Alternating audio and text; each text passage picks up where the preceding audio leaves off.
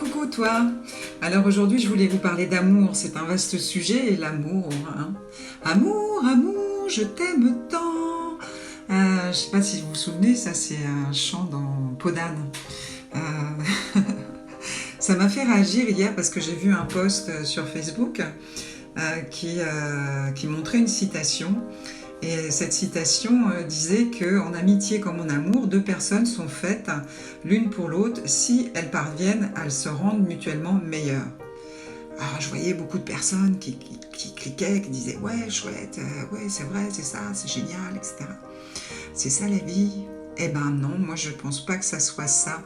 Parce que déjà, l'amour, c'est quoi? On met pas de conditions à l'amour, il n'y a pas de si. Je ne suis pas dans l'attente de l'autre, que l'autre me comble ou qu'il m'amène vers quelque part. Sinon, je vais être toujours dans l'attente et dans la frustration et dans la lutte parce que l'autre, il a aussi son histoire, c'est pas forcément la mienne et c'est pas à lui à répondre à mes attentes. L'amour, c'est ou c'est pas, c'est quelque chose qui se vit à l'intérieur de soi et pas à l'extérieur de soi.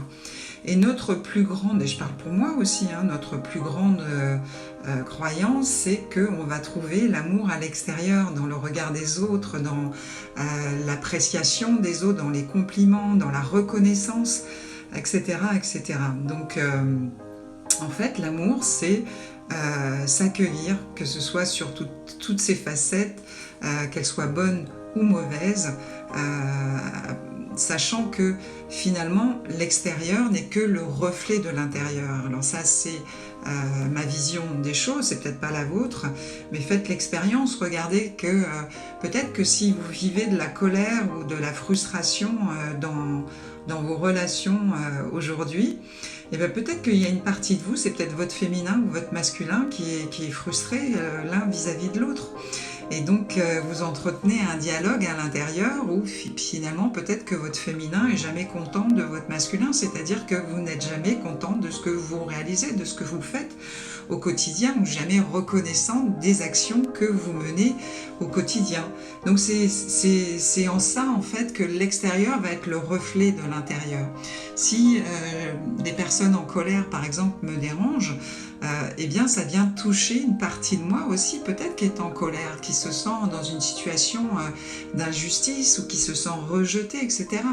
Donc tout ça, ce sont des croyances qui ont été induites par notre passé, par notre façon de regarder les choses et qui vont faire que je vais tout le temps chercher l'amour à l'extérieur de moi, alors que cet amour, il est à l'intérieur de moi.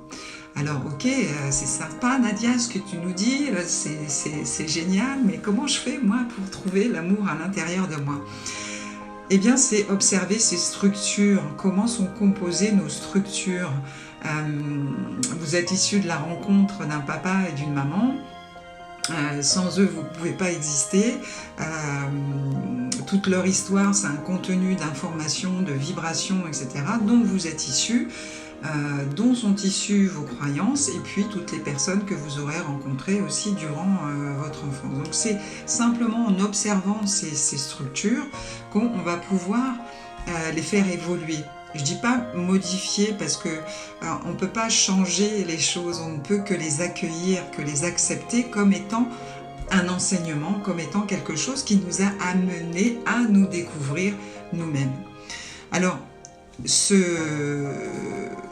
je dirais cet accompagnement pour aller vers l'amour de soi, eh bien c'est quelque chose que je propose lors de mes séjours à l'apothicaire, qui sont des séjours mi-vacances, mi-travail sur soi. Enfin, j'aime pas le mot travail, mais on peut dire quête de soi, retour vers soi, séjour d'éveil.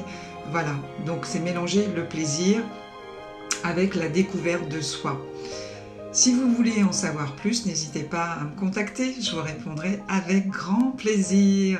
Ciao, ciao, bye!